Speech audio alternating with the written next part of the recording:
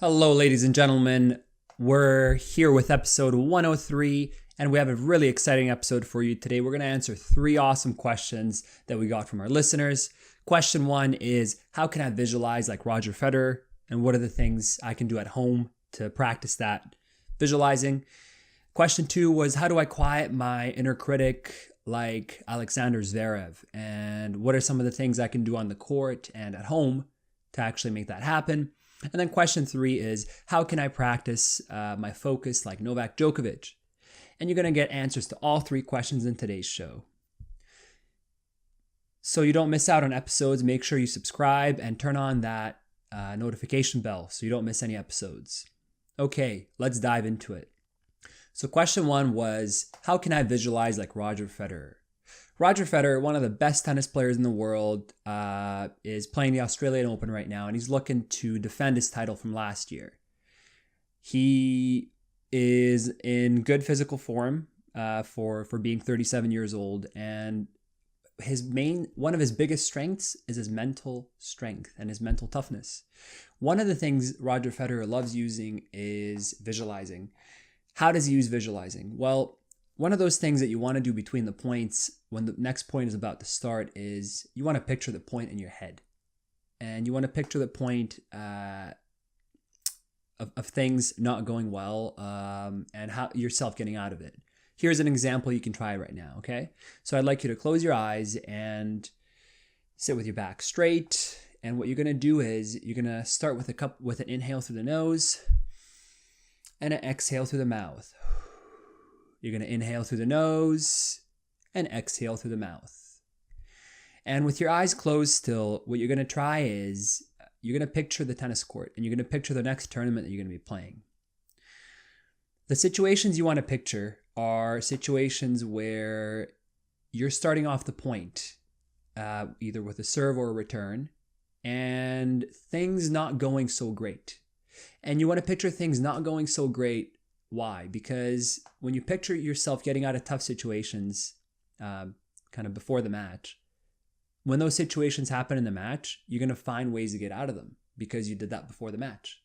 The reason visualizing is such a powerful tool and the reason that 98% of Olympians use it is because when we visualize, we use the same part of the brain as we do when we're actually doing the action. So that's important because it's almost as if we're getting free reps and we're doing free trials of high pressure situations and things that are going to happen in the game. And we're getting our brain ready for if then. So if this happens, here's what I want to do. The way you can do visualizing at home is by using something called GPS imagery. GPS imagery works like this. When you're driving a car and a GPS is going along the road and a GPS is guiding you along the road, what happens? Well, we get to a construction site. So what does the GPS do? And if it doesn't know the construction site is there, we're going to turn right. So then what happens? The GPS reroutes. That's the same thing you want to do with your GPS imagery. What you want to do is you want to picture stressful events that you're going to face in competition. That might be breaking the strings of the racket, getting broken, or having serving against a break point. That's important because then in those situations, you're going to know how you feel. You might feel the tension in your chest. You might feel tightness in your stomach or in your arm, so you can't execute your shots. So then what you want to picture in your GPS imagery visualizing is the response. So what do you want to do in those sorts of situations? It might be that you want to visualize. It might be that you visualize yourself taking a deep breath and inhale through the nose, exhale through the mouth. It might be that you want to play with your strings or focus on the next point. It might be a personal mantra that you tell yourself. Whatever it is, you want to picture yourself doing that in that sort of situation. And that's how you can visualize like Roger Federer. Question 2 was, how do I quiet the inner critic like Alex Zverer? Well, that's a great question. Zverev is a younger player, about 10 years younger than Federer. And one of the things he really talks about using is power thoughts. And what are power thoughts? Power thoughts are your personal mantra. It's your I statements that are worded in the present and they're worded positively. An example of a power thought for a tennis player might be, I move my feet. Another one might be, I hit every serve in. It might be, I play percentage tennis. or I get every second serve in. It's very personal. What you do is you get a cue card or a piece of paper or your performance journal, and you would write down these power thoughts and write down 5 or 10 of them. And then what happens is you want to repeat them to yourself 2 times a day. So it might be when you're brushing your teeth. It might be when you wake up in the morning, before you go to bed at night. But you want to repeat these power thoughts to yourself. Why is that important? Because repetition builds strength. And what these power thoughts will allow you to do is, in those moments when the inner critic jumps in during the match, you're going to have a shield of power thoughts that you can use to change channels and make that inner critic go away. That's really important because the inner critic is the one thing that can actually get you to lose the match. And a lot of times when people talk about players beating themselves, it's because the inner critic gets the best of them. So we want to quiet this inner chatter, and one way you can quiet it, like Alexander Zverev, is by using power thoughts. Sweet. Okay, and question 3 was, how can I practice my focus like Novak Djokovic? Novak Djokovic, like other athletes, has been very vocal about using mindfulness. And what is mindfulness? Mindfulness is non-judgmental awareness in the present moment. So being aware of what's going on right now without judging the moment, but just being aware of it and being there in the moment. What's one way to practice that? Well, I'm going to walk you through a leaf breathing exercise. For this exercise, what I'd like you to do is close your eyes and follow along with me. Okay, here we go. So what I'd like you to do is close your eyes and sit with your back reasonably straight in the chair or table that you're sitting at.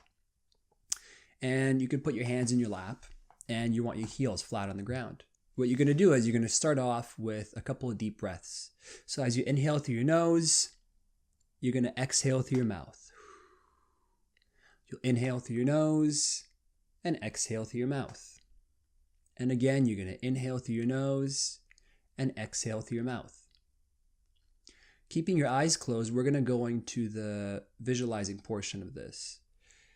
What I'd like you to visualize is a stream, and the stream is surrounded by leaves and lots of trees. This is on some sort of mountaintop, on the side of the mountaintop. And what you want to visualize is, I want you to visualize the colors. So the yellow and the red and the brown colors of the leaves. There might be a bit of green peeking through even. And as you look around, you can see all these leaves all around the stream. And as you get closer to the stream, you can even hear the sound of the leaves rustling under your feet, and that sound of you stepping on the leaves. And as you get closer and closer, you can hear the sound of the river or the stream, and the sound of the waves breaking and going over the rocks and going against the sides of the river. And as you get closer and closer, you can even smell the freshness of the water. What you do is you're going to bend down and touch the water, and you feel a bit of the water on your fingertips, and it's very cold mountain water. Now, for the next minute, we'll do it for 30 seconds. For the next 30 seconds, what I'd like you to do is just do this on your own, where anytime thoughts come to mind, just gently pick up a leaf off the ground, put the thoughts down onto the leaf, and release them on down the stream. So anytime thoughts come to mind, you want to put them down onto a leaf and release them on down the stream. So I'll give you about 20 seconds to do that on your own.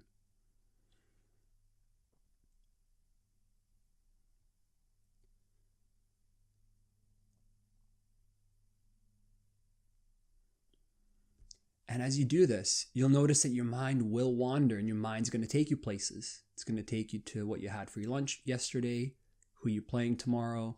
It might be a test or a work project that you have that's due in a couple of days.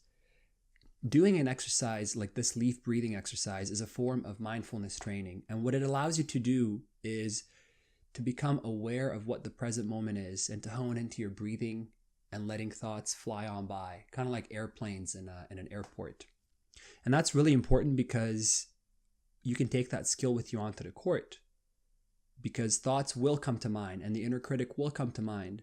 But because you practiced centering yourself and being switched on and focusing on your breathing and putting thoughts down onto a leaf and letting them go on by, what's going to happen is you're going to be able to maintain your focus and refocus if you lose the focus. So there's 3 things that you got out of today. We talked about how you can visualize like Roger Federer using GPS imagery. We talked about how you can quiet the inner critic like Alex Zverer using power thoughts. And we talked about how you can practice your focus like Novak Djokovic using mindfulness. I really hope you enjoyed today's show, and we'll have another one for you on Friday. If you have any questions that you'd like us to answer, post in the comments down below, and we'll see you on Friday. Make sure you share this video and subscribe.